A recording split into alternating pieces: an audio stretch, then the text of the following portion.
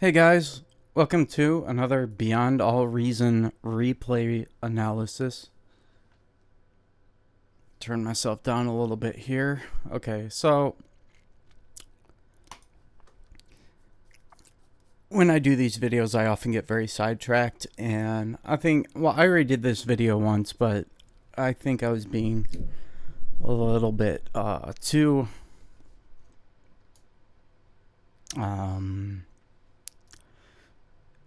critical of others.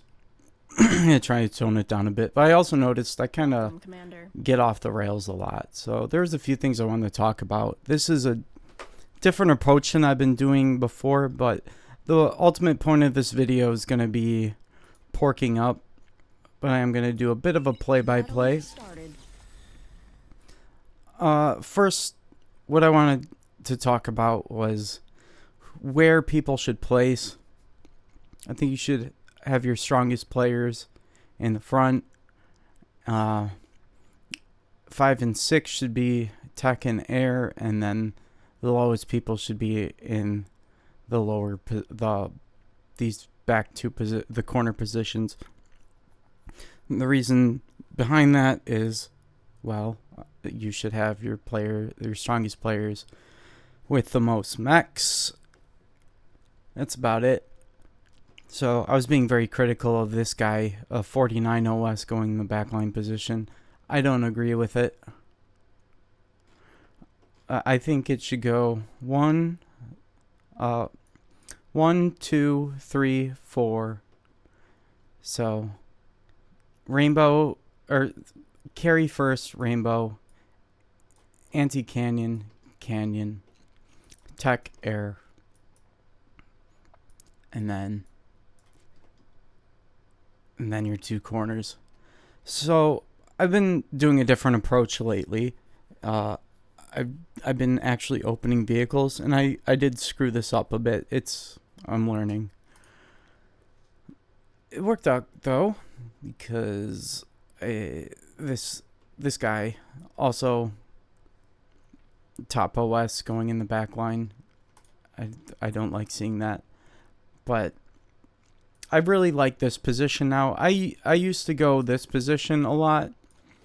I actually prefer this position, because this guy's always going to have a struggle with this. This back line is probably not going to help, and it's just a struggle playing this spot. I like to be in this spot because it's a little bit less pressure here, and then I can break off and help over here over time, hopefully. So how do I start? I will watch the wind. If the wind is good, I will go wind. The wind isn't that great, but I was being what's the word? I do 3 max solar if the wind is bad, 2 max, and then get as much wind as I can without overflowing. It's usually going to be between 3 and 4, and then I'll cap the third max and then go factory. I usually always go bots, but I've been feeling comfortable going vehicles. So get this going. The wind does pick up. It's usually safer. The wind did go up good. If it continued to go down, I would have went solar. So let's speed this up a little bit. Also, vehicle factory costs a little bit more energy to make, but you watch your energy bar and just try to keep it full. Don't stall. And I'll just keep making wind, and I'll open. It's safe. 2 cons is safe. More than that is unsafe. I'm adding in rovers to try to defend, but I was being greedy, and I lost at least 1 con. I lost this. I could have stopped and repaired this while it was getting hit by this tick, and then later I can send something back to defend, but I just don't have units because I decided to go for, I guess I did add in that 3rd con, so I was being a bit greedy. And this is not something that you want to happen, and could like ruin the rest of the game for you. So his third con made its way up there. Not sure why I did that. You don't want to stall. Definitely, like, you want to cap these mexes quickly, and that'll usually keep you from stalling. You can stay back a little bit longer to get more energy. I actually have a fourth con because I was losing. I sent this con out, and I don't have a con in my base, so I probably didn't occur to me that I still had this thing alive. So there's a bit of a screw up, but he got destroyed, and this guy went and rezzed it. Thank you. That was very helpful. I pinged it. I'm like, don't you dare. Like, I didn't want him to eat it. But you want to get... Before moving out, I like to get a con turret up. And I'll kind of, like, once I start stalling... You won't fully finish the con turret, but once you start stalling on something, that's when you send the commander directly to the front, or usually I would cap this max first with the comm and then walk to the front. Build the extractor far back with my commander in front of it, so I'd queue it like that, and then put the max, and then I'd queue it to move here, and then add a sentry turret. Oh, what did I actually want to talk about? So, the point of this video is pork is really good. And, well, beamers especially are really good.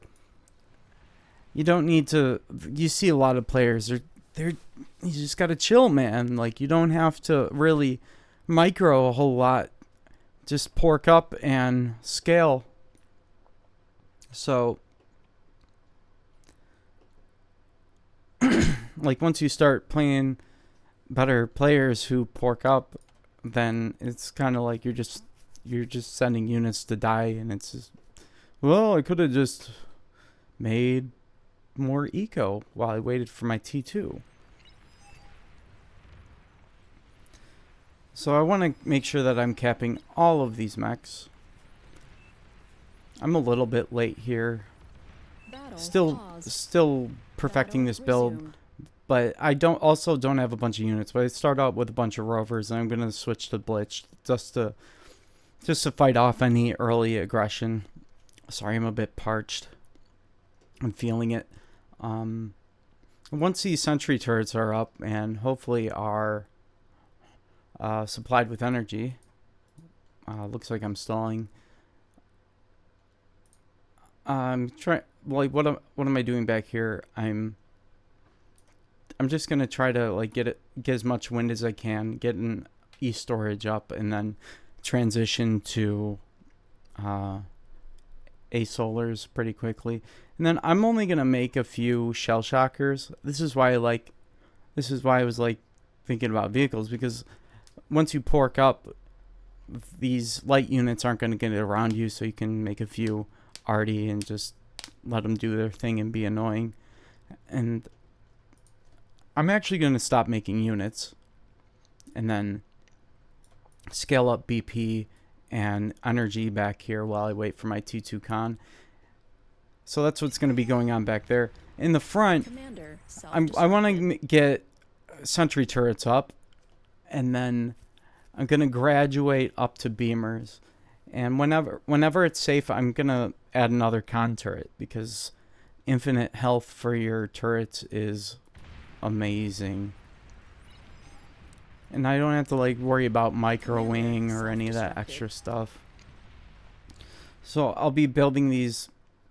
I'm going to build beamers in as offensive a position as I can that is still safe. They're not going to get destroyed while I'm building them. And whenever it's safe, I'll add con turrets. And not doing great on energy. So this, if I don't have enough energy, I shouldn't be building this con turret. I should be making more winds or solars. I think either is fine on glitters, but Commander wind is destroyed. a little bit better. It's just a matter of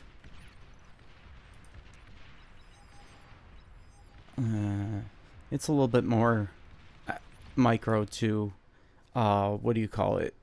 It's more micro to do mills. So what happened here was this guy, he brought his comm to the front, but he didn't build any turrets, so he just kind of got wrecked, and that's just what's gonna happen.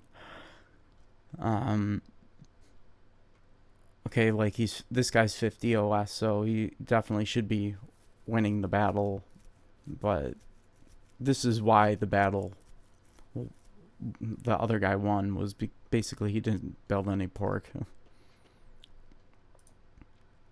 And I was frustrated with that.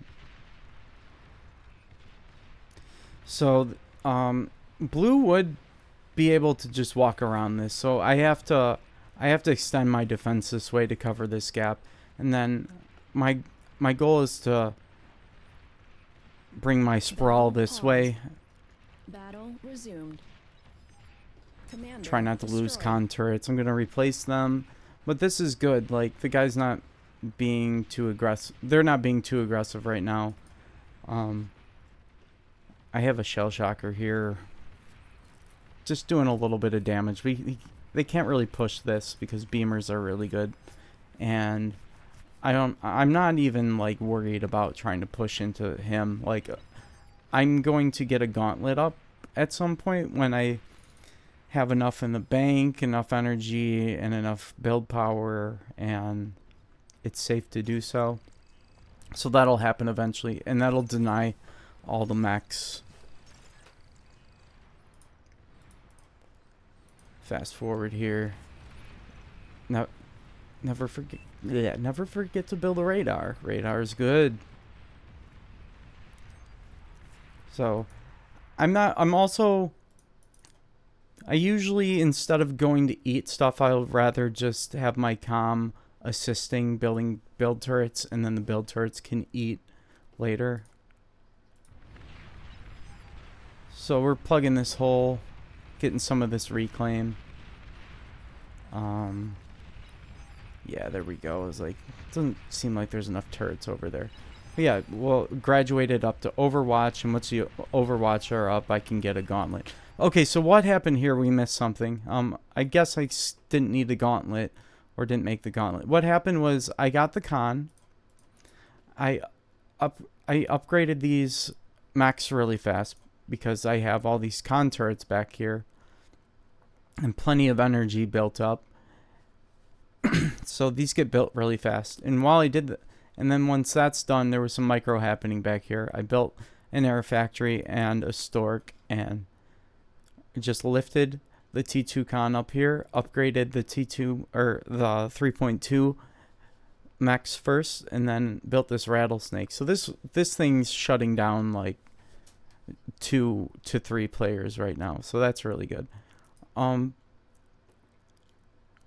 Eventually, if this guy is faltering, you're gonna have to build this out this way and pork up for him too. But usually what that means is you're just keeping a losing game going.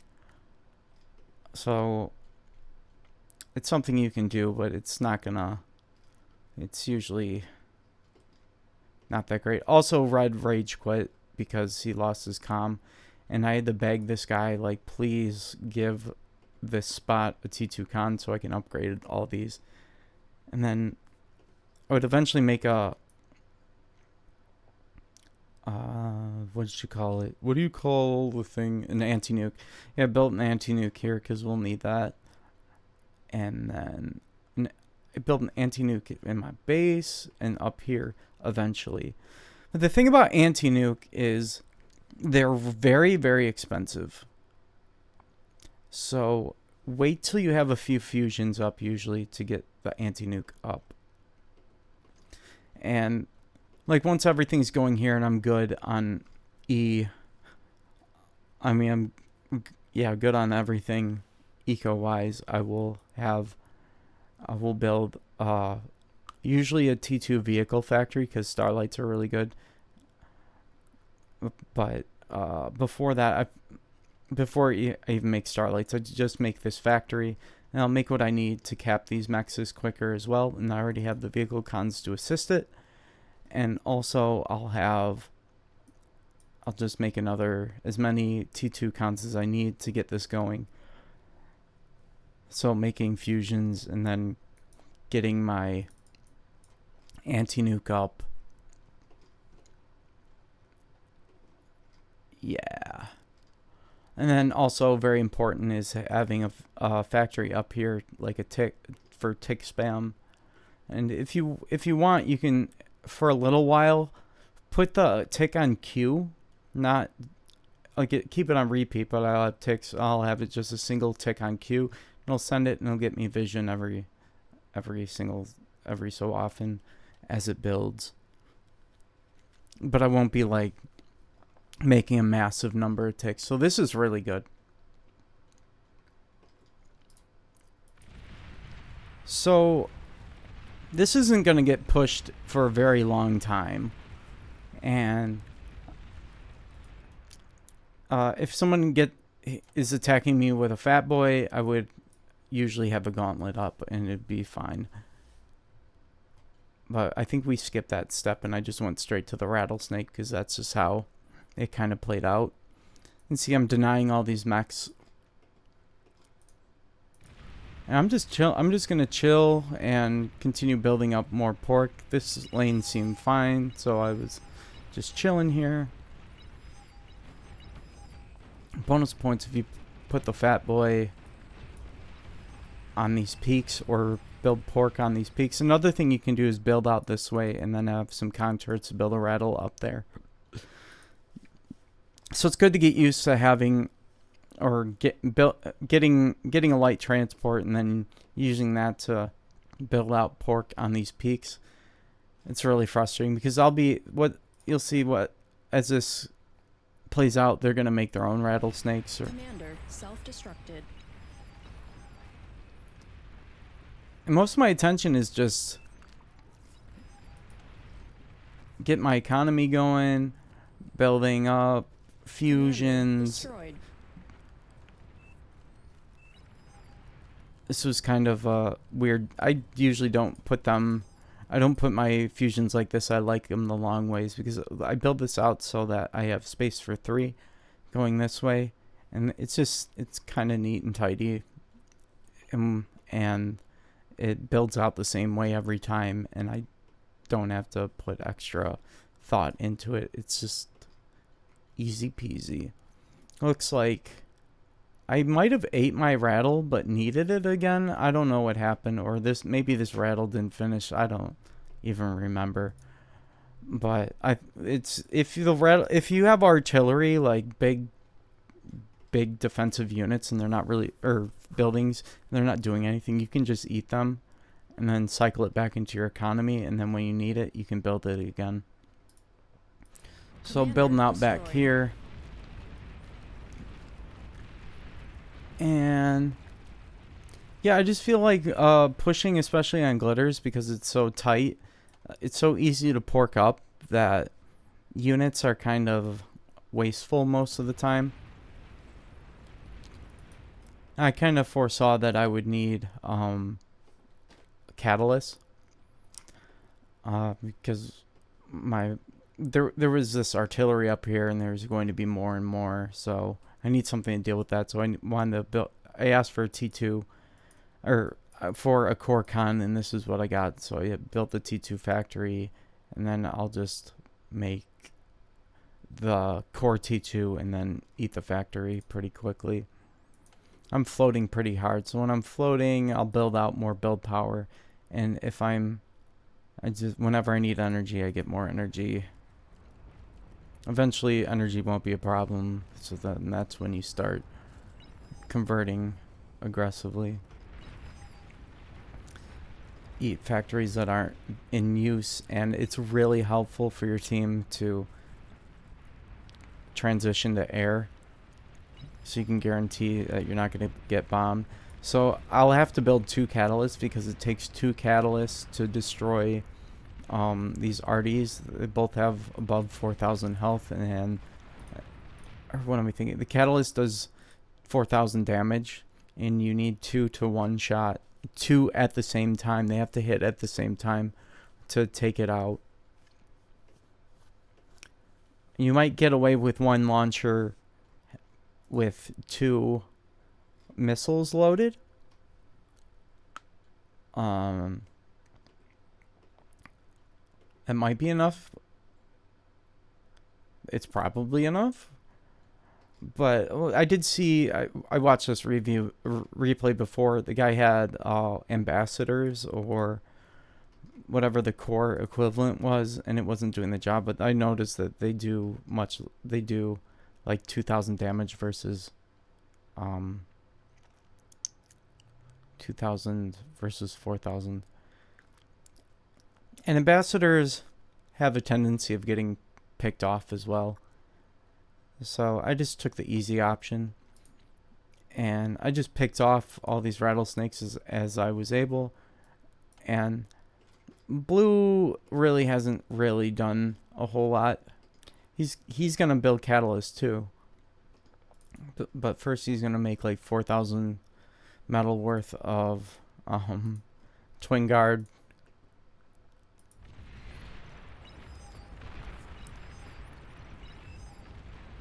So I lost at least he'll build a catalyst and I'll lose one of these, but I do get some value out of it.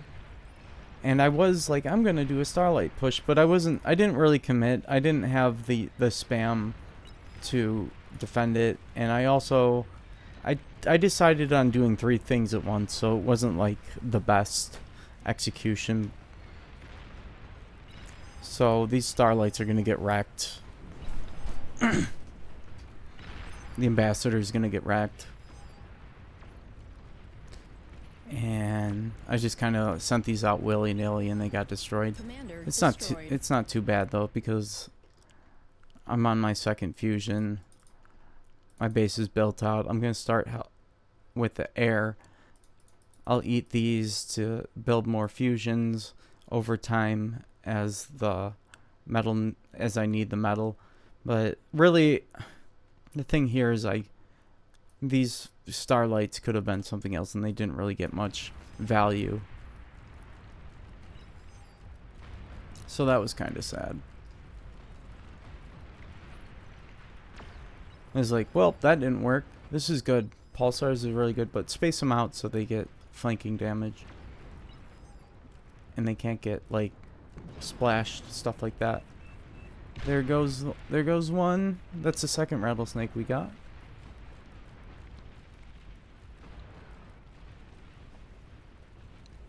See, my eco is going to be so much better than this guy's because I've denied all these mechs. And also he's investing in units. They're really just trying to stay alive while we're creeping up with turrets, and we're just chilling.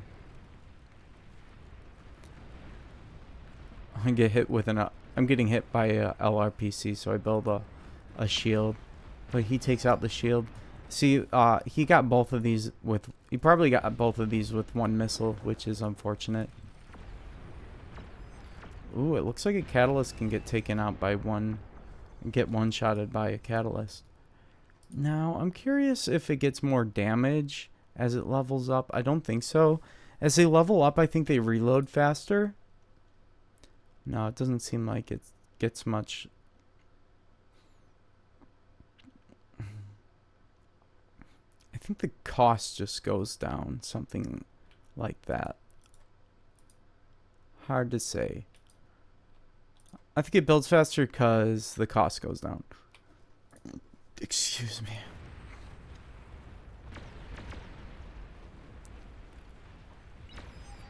But yeah, you can see, like, we're just chilling.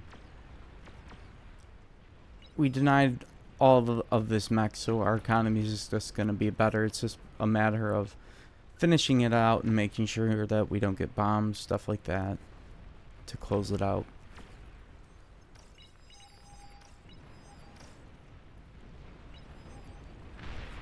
Yep, there it is. He got both of them in one missile. That's unfortunate.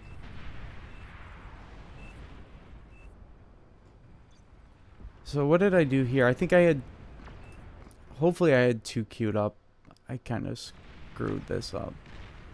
I think I gave up or didn't think of this. I was like, wait, if I have 2 missiles, I can fire them both at once. That's big. That's huge.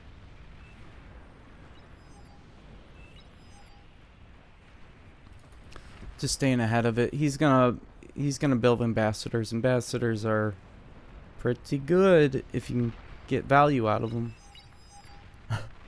Or they just die to a catalyst.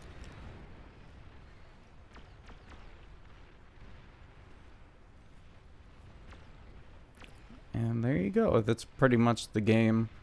So special little thing that happened with this game. They realized that they lost, and then this guy, who is an obvious Smurf,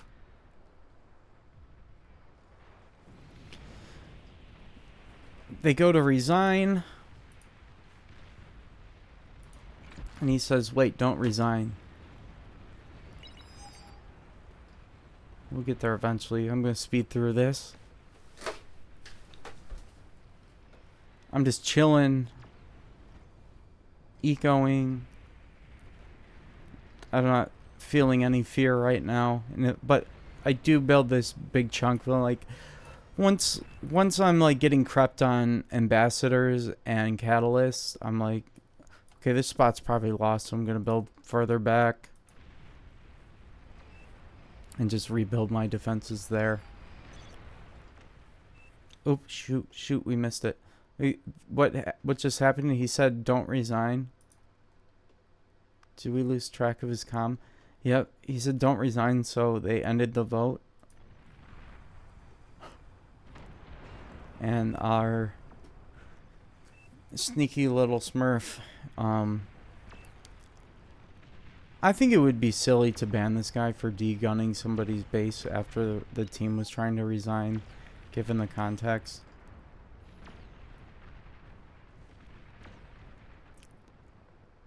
So he's gonna drop down and he's like, you didn't do anything all game, so he did that. And then they argue. Come on, the game's over, stop drawing it out. So he's mad. He said, you talk too much. But yeah, this is an obvious Smurf, so what can you do?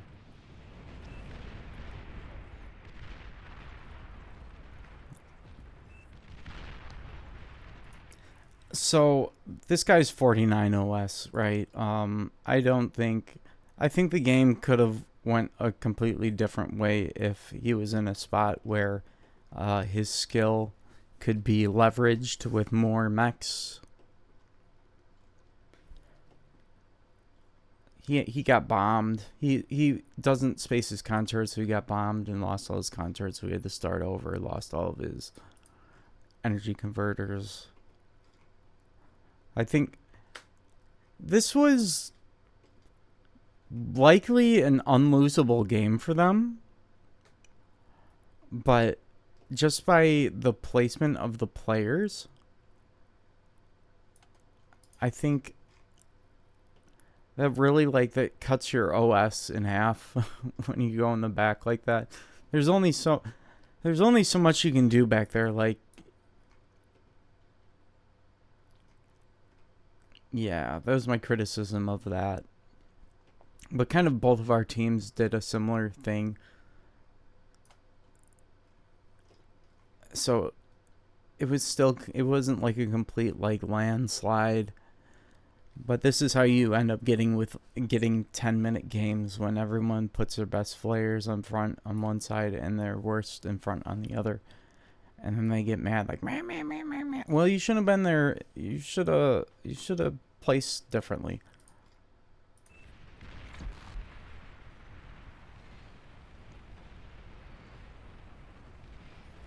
Not much more to say. Had a little bit of griefing by a guy who knows that his account is going to be banned pretty quickly anyway.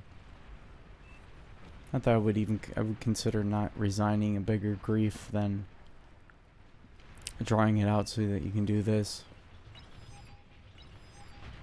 Well, we don't talk about that.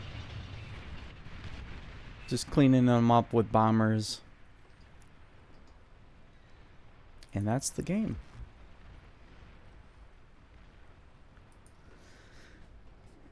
But mostly what I was doing, and I think this is the biggest point of the video, is, yeah, just pork up in front. It's not going to be as effective on bigger maps where you just have to have units, but where you can cover nearly like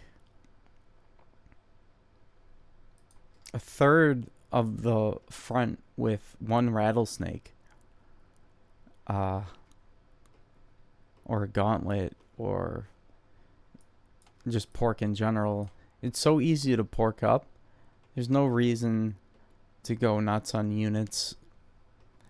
You don't have to be struggling, furiously microing your rocket bots in the beginning. Nah, just get up there really quick and get some beamers and just make bigger and bigger turrets and you're good. And then back here you scale up, and whenever you feel like winning, or whenever you feel like you have enough air, just go bomb. And if that doesn't work, just keep scaling and then go T3.